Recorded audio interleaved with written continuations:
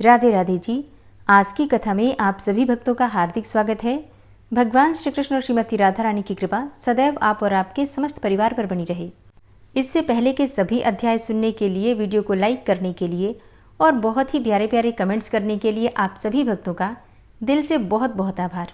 और जो भक्त प्रतिदिन नियम से कथाएं सुनते हैं लेकिन वीडियो को लाइक करना और कमेंट करना बिल्कुल भूल जाते हैं, उनसे आग्रह है कि कथा प्रारंभ होने से पहले ही वीडियो को लाइक कर दिया कीजिए और कमेंट बॉक्स में राधे राधे जरूर लिख दिया कीजिए। और अब भगवान श्री हरि विष्णु का ध्यान करके आज की पावन कथा का प्रारंभ करते हैं। श्री पराशर जी कहते हैं कि इक्ष्वाकु का जो निमि नामक पुत्र था, उसने 1 सहस्त्र वर्ष में समाप्त होने वाले यज्ञ का आरंभ किया। उस यज्ञ में उसने वशिष्ठ जी को होता वरण किया। तब वशिष्ठ जी ने उससे कहा कि 500 वर्ष के यज्ञ के लिए तो मुझे इंद्र ने पहले ही वर्ण कर लिया है, अतः इतने समय तक तुम ठहर जाओ।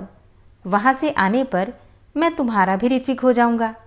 उनके ऐसा कहने पर राजा ने उन्हें कुछ भी उत्तर नहीं दिया।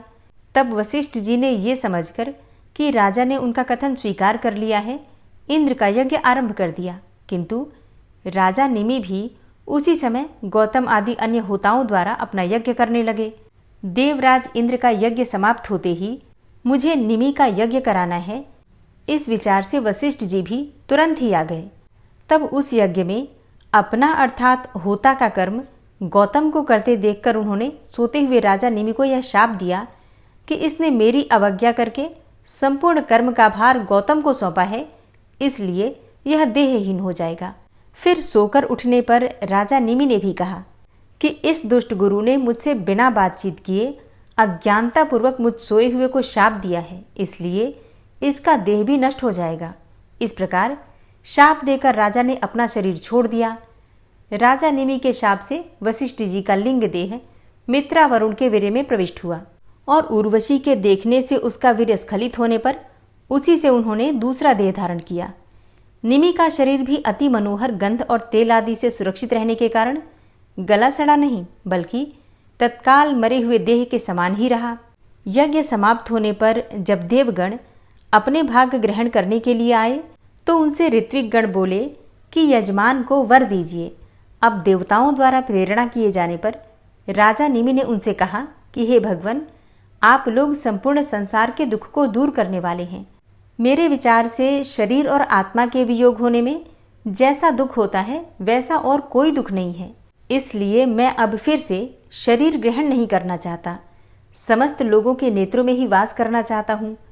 राजा के ऐसा कहने पर देवताओं ने उनको समस्त जीवों के नेत्रों में अवस्थित कर दिया। तभी से प्राणी निमेषोन्मेष अर्थात पलक खोलना और मूंदना ऐसा करने लगे। तदनंतर अराजकता के भय से मुनिजनों ने उस पुत्रहीन राजा के शरीर को अरणी अर्थात शमी दंड से मथा। फिर उससे एक कुमार उत्पन्न हुआ जो कि जन्म लेने के कारण जनक कहलाया। इसके पिता विदेह थे, इसलिए यह वैदेह कहलाता है और मंथन से उत्पन्न होने के कारण मिथि भी कहा जाता है। उसके उदावसु नामक पुत्र हुआ।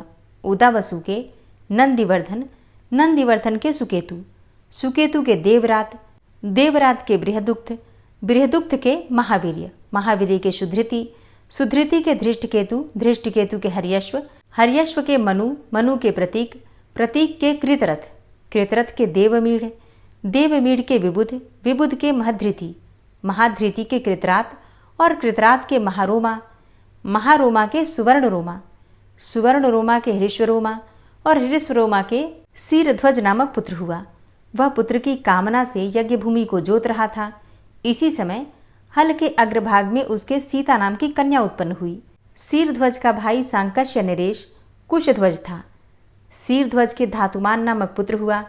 भानुमान के शतधुम्र, शतधुम्र के शुचि, शुचि के ऊर्जनामा, ऊर्जनामा के शतध्वज, शतध्वज के कृति, कृति के अंजन, अंजन के कुरुजित, कुरुजित के अरिष्टनेमी, अरिष्टनेमी के श्रुतायु, श्रुतायु के सुपार्श्व, सुपार्श्व के सुज्जय, सुज्जय के छेमावी, छेमावी के अनेना, अनेना के भीमरथ, भीमरथ के सत्यरथ, सत्यरथ के उपगु, फिर उपगु के उपगुप्त, उपगुप्त के स्वागत, स्वागत के स्वानंद, स्वानंद के सुवर्चा, सुवर्चा के सुपार्श्व, सुपार्श्व के सुभाष, सुभाष के सुश्रुत और सुश्रुत के जय, जय के विजय, विजय के ऋत, ऋत के सुनय, सुनय के वितहव्य, वितहव्य के धृति और धृति के बहुलाश्व और बहुलाश्व के कृति नामक पुत्र हुआ। और कृति में ही इस जनक वंश की समाप्ति हो जाती है। ये ही मैथिली भूपाल गण हैं। प्रायः ये सभी राजा लोग आत्मविद्या को आश्रय देने वाले होते हैं। मैत्रेय जी कहते हैं कि हे भगवान, आपने सूर्यवंशीय राजाओं का वर्णन तो कर दिया, अब मैं संपूर्ण चंद्रवंशीय भूपतियों की वृतांत भी सुनना चाहता हूँ, जिन स्थिर कीर्ति महाराजा की संतति का सुयस आज भी गान किया जाता है। हे ब्रह्मन, प्रसन्न मुख से आप उन्हीं का वर्णन मुझसे कीजिए। श्री पराशर जी कहते हैं कि हे मुनि शार्दूल, परम तेजस्वी चंद्रमा के वंश का क्रमशः श्रवण करो, जिसमें अनेकों विख्यात राजा लोग हुए। यह वंश नहुस, ययाति, कार्तवीर्य और अर्जुन आदि अनेकों अतिबल, आक्रमशील, कांतिमान, क्रियावान और सद्गुण संपन्न राजाओं से अलंकृत हुआ है। तुम ध्यान पूर्वक सुनो, मैं उसका वर्णन करता हूँ। संपूर्ण जगत के रचयिता भगवान नारायण के नाभि कमल से उत्पन्न हुए भगवान ब्रह्मा जी के पुत्र अत्रि प्रजापति थे। इन अत्रि के पुत्र चंद्रमा हुए। कमल योनि भगवान ब्रह्मा जी ने उन्हें संपूर्ण औषधि, द्विजजन और नक्षत्रगण के अधिपत्य पर अभिषिक्त कर दिया। चंद्रमा ने राजसूय यज्ञ का अनुष्ठान किया। अपने प्रभाव और अति उत्कृष्ट अधिपत्य के अधिकारी होने से चंद्रमा पर राजमद सवार हुआ। तब मदोन्मत्त हो जाने के कारण उसने समस्त देवताओं के गुरु भगवान बृहस्पति जी की भार्या तारा को हरण कर लिया तथा बृहस्पति जी की प्रेरणा से भगवान ब्रह्मा जी के बहुत कुछ कहने और सुनने और देवर्षियों के मांगने पर भी उसे न छोड़ा। बृहस्पति जी से द्वेष करने के कारण शुक्र जी भी चंद्रमा के सहायक हो गए और अंगिरा से विद्या लाभ करने के कारण भगवान रुद्र ने बृहस्पति की सहायता की, क्योंकि बृहस्पति जी अंगिरा के पुत्र हैं। जिस पक्ष में शुक्र जी थे, उस ओर से जंभ और कुंभ आदि समस्त दैत्य दानव आदि ने भी सहायता देने में बड़ा उद्योग किया तथा सकल देव सेना के इंद्र बृहस्पति जी के सहायक हुए। इस प्रकार तारा के लिए उनमें तारकामय नामक अत्यंत घोर युद्ध छिड़ गया। तब रुद्र आदि देवगण दानवों के प्रति और दानवगण देवताओं के प्रति नाना प्रकार के शस्त्र छोड़ने लगे। इस प्रकार देवासुर संग्राम से क्षुब्ध चित्त होकर संपूर्ण संसार ने ब्रह्मा जी की शरण ली। तब भगवान कमल योनि ने भी शुक्र, रुद्र, दानव और देवगण को युद्ध से निवृत्त करके बृहस्पति जी को तारा दिलवा दी। तब उसे गर्भिणी देखकर बृहस्पति जी ने कहा कि मेरे क्षेत्र में तुझको दूसरे का पुत्र धारण करना उचित नहीं है, इसे दूर कर, अधिक धृष्टता करना ठीक नहीं। बृहस्पति जी के ऐसा कहने पर उस पतिव्रता ने पति के वचनानुसार वह गर्भ इसी का स्तंभ अर्थात सीक की झाड़ी में छोड़ दिया। लेकिन उस छोड़े हुए गर्भ ने अपने तेज से समस्त देवताओं के तेज को मलिन कर दिया। तदनंतर उस बालक की सुंदरता के कारण बृहस्पति और चंद्रमा दोनों को ही उसे लेने के लिए बड़ी उत्सुकता हुई। अब दोनों को उसे लेने के लिए उत्सुक देखकर देवताओं ने संदेह हो जाने के कारण तारा से पूछा, हे सुभगे, तू हमको सच सच बता, यह पुत्र बृहस्पति का है या फिर चंद्रमा का? अब उनके ऐसा कहने पर तारा ने लज्जावश कुछ भी नहीं कहा।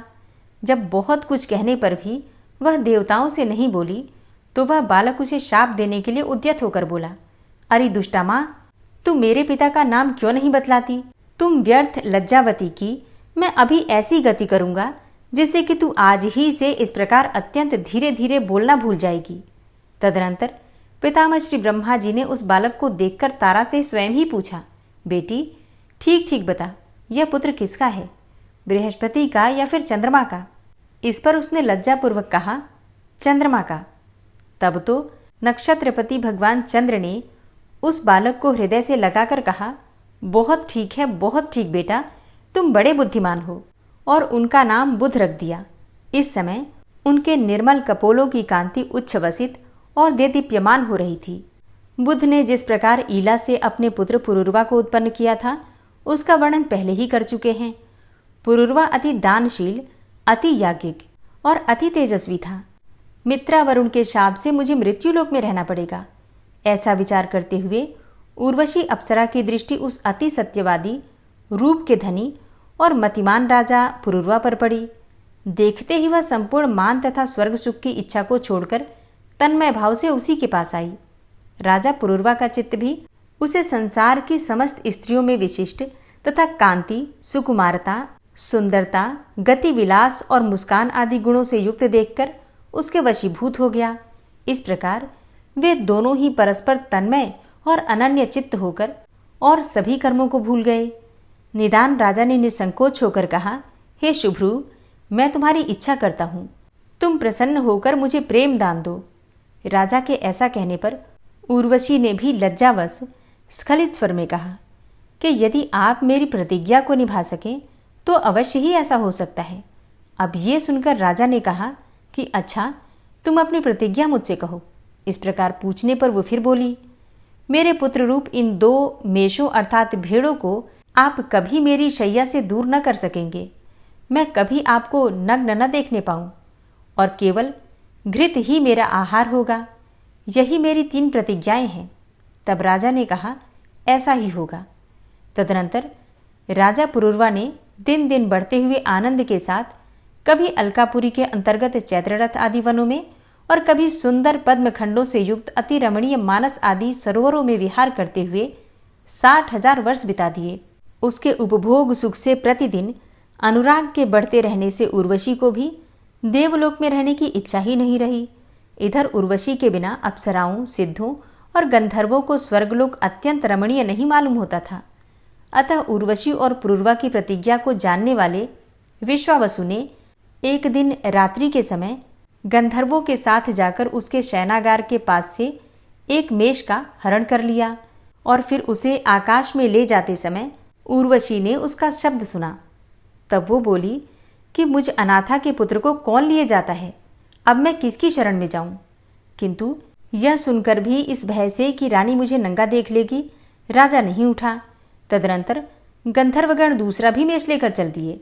उसे ले जाते समय उसका शब्द सुनकर भी उर्वशी, हाय मैं अनाथा और भर्तृहीना हूँ तथा एक कायर के अधीन हो गई हूँ, इस प्रकार कहती हुई आर्त स्वर से विलाप करने लगी। तब राजा ये सोचकर कि इस समय अंधकार है, अतः रानी मुझे नग्न न देख सकेगी, क्रोधपूर्वक कहा कि अरे दुष्ट, तू मारा गया। अब ये कहते हुए राजा तलवार लेकर पीछे दौड़ा। इसी समय गंधर्वों ने अति उज्ज्वल विद्युत प्रकट कर दी। उसके प्रकाश में राजा को वस्त्रहीन देखकर प्रतिज्ञा टूट जाने से उर्वशी तुरंत ही वहां से चली गई। गंधर्वगण भी उन मेषों को वहीं छोड़कर स्वर्गलोक में चले गए। किंतु जब राजा उन मेषों को लिए हुए अति प्रसन्न चित्त से अपने शयनागार में आया तो वहां उसने उर्वशी को नहीं देखा और फिर उसे न देखने से वह वस्त्रहीन अवस्था में ही पागल के समान घूमने लगा। घूमते घूमते उसने एक दिन कुरुक्षेत्र के कमल सरोवर में अन्य 4 अप्सराओं के सहित उर्वशी को देखा। उसे देखकर वह उन्मत्त के समान, हे जाए, ठहर जा, अरे हृदय की निष्ठुरे, खड़ी हो जा, अरे कपट रखने वाली, वार्तालाप के लिए तनिक ठहर जा, ऐसे अनेकों वचन कहने लगा। उर्वशी बोली, हे महाराज, इन अज्ञानियों की चेष्टाओं से कोई लाभ नहीं है। इस समय मैं गर्भवती हूँ। 1 वर्ष के उपरांत आप यहीं आ जावें। उस समय आपके एक पुत्र होगा और एक रात मैं भी आपके साथ रहूंगी। उर्वशी के ऐसा कहने पर राजा पुरुरवा प्रसन्न चित्त से अपने नगर को चला गया। तदनंतर उर्वशी ने अन्य अप्सराओं से कहा, ये वही पुरुष श्रेष्ठ हैं जिनके साथ मैं इतने दिनों तक प्रेमाकृष्ट चित्त से भूमंडल में रही थी। इस पर अन्य अप्सराओं ने कहा, वाह वाह, सचमुच इनका रूप बड़ा ही मनोहर है। इनके साथ तो सर्वदा हमारा भी सहवास हो। वर्ष समाप्त होने पर राजा पुरुरवा वहां आए। उस समय उर्वशी ने उन्हें आयु नामक एक बालक दिया तथा उनके साथ एक रात रहकर 5 पुत्र उत्पन्न करने के लिए गर्भ धारण किया और कहा कि हमारे पारस्परिक स्नेह के कारण सकल गंधर्वगण महाराज को वरदान देना चाहते हैं, अतः आप अभीष्ट वर मांगिए। राजा बोले कि मैंने समस्त शत्रुओं को जीत लिया है, मेरी इंद्रियों की सामर्थ्य नष्ट नहीं हुई है, मैं बंधुजन, असंख्य सेना और कोष से भी संपन्न हूँ। इस समय उर्वशी के सहवास के अतिरिक्त मुझे और कुछ भी प्राप्तव्य नहीं है, अतः मैं इस उर्वशी के साथ ही काल यापन करना चाहता हूँ। राजा के ऐसा कहने पर गंधर्वों ने उन्हें एक अग्निस्थली अर्थात अग्नियुक्त पात्र दी और कहा कि इस अग्नि के वैदिक विधि से गार्हपत्य, आह्वनीय और दक्षिणाग्नि रूप 3 भाग करके इसमें उर्वशी के सहवास की कामना से भली भांति यजन करो तो अवश्य ही तुम अपना अभिष्ट प्राप्त कर लोगे। गंधर्वों के ऐसा कहने पर राजा उस अग्निस्थाली को लेकर चल दिए। मार्ग में वन के अंदर उन्होंने सोचा कि अहो, मैं कैसा मूर्ख हूँ, मैंने ये क्या किया जो इस अग्निस्थाली को ले आया और उर्वशी को नहीं लाया। ऐसा सोचकर उस अग्निस्थाली को वन में ही छोड़कर वे अपने नगर में चले आए। आधी रात बीत जाने पर जब निद्रा टूटी तो राजा ने सोचा कि उर्वशी की सन्निधि प्राप्त करने के लिए ही गंधर्वों ने मुझे वह अग्निस्थाली दी थी और मैंने उसे वन में ही छोड़ दिया, अतः अब मुझे उसे लाने के लिए जाना चाहिए। ऐसा सोचकर उठकर वे वहां गए, किंतु उन्होंने उस स्थाली को वहां नहीं देखा। अब अग्निस्थाली के स्थान पर राजा पुरूरवा ने एक समीगर्भ पीपल के वृक्ष को देखकर सोचा कि मैंने यही तो वह अग्निस्थाली फेंकी थी, वह स्थाली ही शमीगर्भ पीपल हो गई है। अतः इस अग्निरूप अश्वत्थ को ही अपने नगर में ले जाकर इसकी अरणी बनाकर इससे उत्पन्न हुए अग्नि की ही उपासना करूंगा। ऐसा सोचकर राजा उस अश्वत्थ को लेकर अपने नगर में आए और उसकी अरणी बनाई। तदनंतर उन्होंने उस काष्ठ को एक एक अंगुल करके गायत्री मंत्र का पाठ किया। उसके पाठ से गायत्री की अक्षर संख्या के बराबर एक एक अंगुल की अरणियां हो गई। उसके मंथन से तीनों प्रकार के अग्नियों को उत्पन्न करके उनमें वैदिक विधि से हवन किया तथा उर्वशी के सहवास रूप फल की इच्छा की। तदनंतर उसी अग्नि से नाना प्रकार के यज्ञों का यजन करते हुए उन्होंने गंधर्व लोक प्राप्त कर लिया और फिर उर्वशी से उनका वियोग नहीं हुआ। पूर्व काल में एक ही अग्नि था और उस एक ही अग्नि से इस मनवंतर में 3 प्रकार की अग्नियों का प्रचार हुआ। हरे कृष्णा। आज की कथा का यहीं पर समापन करती हूँ। उम्मीद करती हूँ ये कथा आपको पसंद आई होगी। और अब आप सुनेंगे श्री नारायण कवच, जिसके सुनने मात्र से भगवान श्री हरि विष्णु की असीम कृपा आपको प्राप्त होगी। श्री नारायण कवच। ओम नमो नारायणाय इस प्रकार से उच्चारण करके इस पाठ को श्रवण करते हैं। भगवान श्री हरि गरुड़ जी की पीठ पर अपने चरण कमल रखे हुए हैं। अणिमा आदि 8 सिद्धियां उनकी सेवा कर रही हैं और 8 हाथों में शंख, चक्र, ढाल, तलवार, गदा, बाण, धनुष और पाश अर्थात फंदा धारण किए हुए हैं। वे ही ओंकार स्वरूप प्रभु सब प्रकार से सब ओर से मेरी रक्षा करें। मत्स्य मूर्ति भगवान जल के भीतर जल तंतुओं से और वरुण के पास से मेरी रक्षा करें।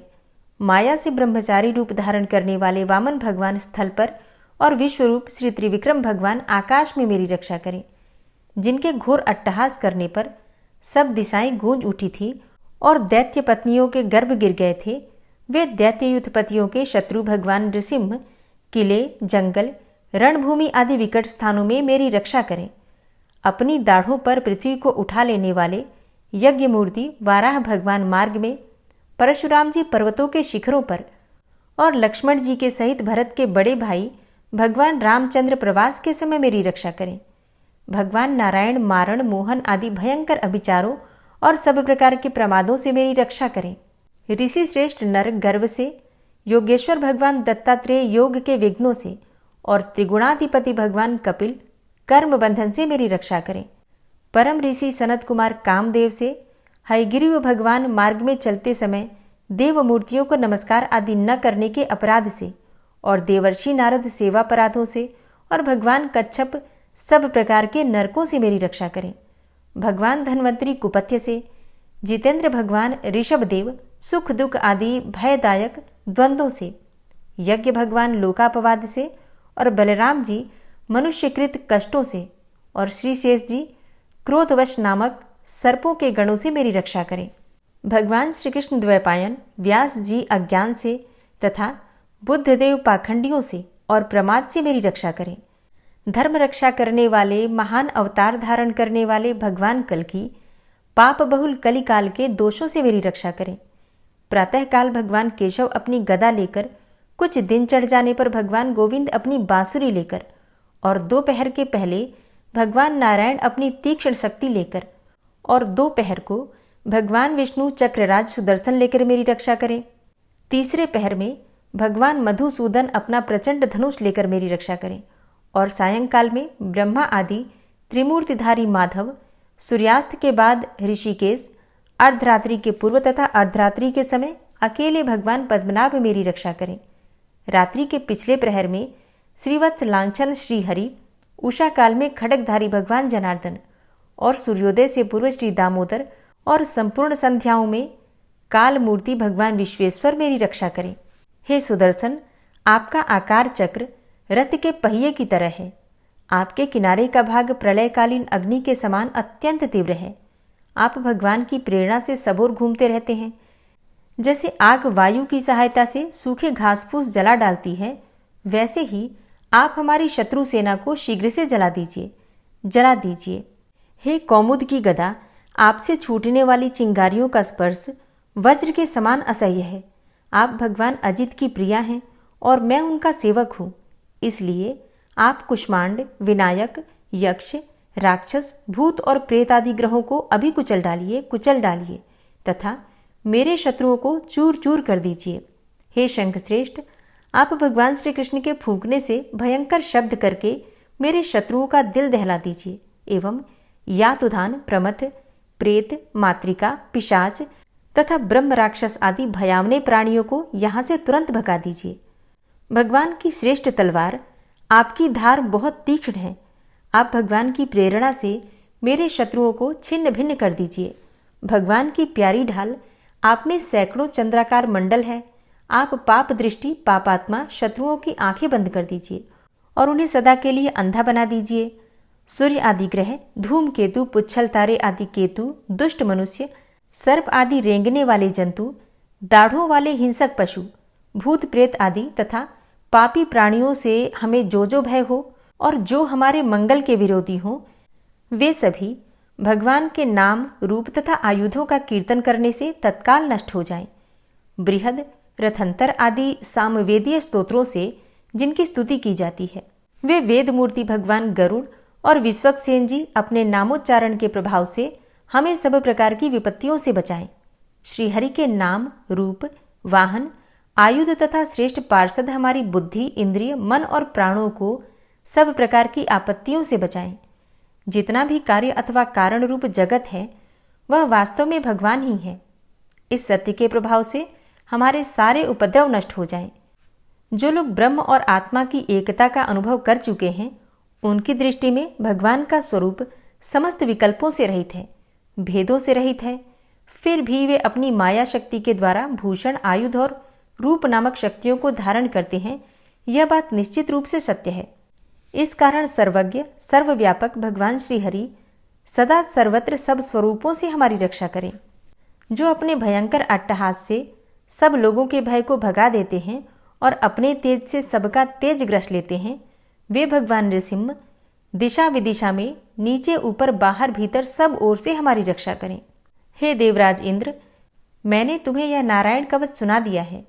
इस कवच से तुम अपने को सुरक्षित कर लो, बस फिर तुम अनायास ही सब दैत्य युद्धपतियों को जीत कर लोगे। इस नारायण कवच को धारण करने वाला पुरुष जिसको भी अपने नेत्रों से देख लेता है अथवा पैर से छू देता है, तत्काल समस्त भयों से वो मुक्त हो जाता है। जो इस वैष्णवी विद्या को धारण कर लेता है, उसे राजा, डाकू, प्रेत, पिशाच आदि और बाघ आदि हिंसक जीवों से कभी किसी प्रकार का भय नहीं होता। हे देवराज, प्राचीन काल की बात है, एक कौशिक गोत्री ब्राह्मण ने इस विद्या को धारण करके योग धारणा से अपना शरीर मरुभूमि में त्याग दिया। अब जहां उस ब्राह्मण का शरीर पड़ा था, उसके ऊपर से एक दिन गंधर्वराज चित्ररथ अपनी स्त्रियों के साथ विमान पर बैठकर निकले। वहां आते ही वे नीचे की ओर सिर किए विमान सहित आकाश से पृथ्वी पर गिर पड़े। इस घटना से उनके आश्चर्य की सीमा न रही जब उन्हें बालखिल्य मुनियों ने बतलाया कि यह नारायण कवच धारण करने का प्रभाव है। तब उन्होंने उस ब्राह्मण देव की हड्डियों को ले जाकर पूर्ववाहिनी सरस्वती नदी में प्रवाहित कर दिया और फिर स्नान करके वे अपने लोक को चले गए। श्री सुखदेव जी कहते हैं, हे परीक्षित, जो पुरुष इस नारायण कवच को समय पर सुनता है और जो आदर पूर्वक इसे धारण करता है, उसके सामने सभी प्राणी आदर से झुक जाते हैं और वह सब प्रकार के भयों से मुक्त हो जाता है। हे परीक्षित, शतक्रतु इंद्र ने आचार्य विश्वरूप जी से यह वैष्णवी विद्या प्राप्त करके रणभूमि में असुरों को जीत लिया और वे त्रैलोक्य लक्ष्मी का उपभोग करने लगे। श्री नारायण कवच संपूर्ण हुआ। दोस्तों, बसंत पंचमी और महाशिवरात्रि की वीडियो चैनल पर अपलोड हो चुकी है। अगर आपने अब तक उसे नहीं देखा है तो ज़रूर देख लीजिए। उम्मीद करती हूँ आज की वीडियो आपको ज़रूर पसंद आई होगी। तो अगर वीडियो पसंद आती है तो उसे लाइक भी ज़रूर किया कीजिए और अगर संभव हो तो वीडियो को शेयर भी किया कीजिए। और चैनल पर पहली बार आए हैं, अगर अभी तक आपने चैनल को सब्सक्राइब नहीं किया है तो आज की वीडियो अगर आपको अच्छी लगे तो चैनल को सब्सक्राइब करके बेल आइकन को ज़रूर प्रेस कर लीजिए। इससे ये होगा कि इस चैनल पर जो नई वीडियो अपलोड होंगी उनकी नोटिफिकेशन आपको सही समय पर प्राप्त होगी। मिलती हूँ मैं आपसे अगली वीडियो में, तब तक के लिए जय श्री राधे।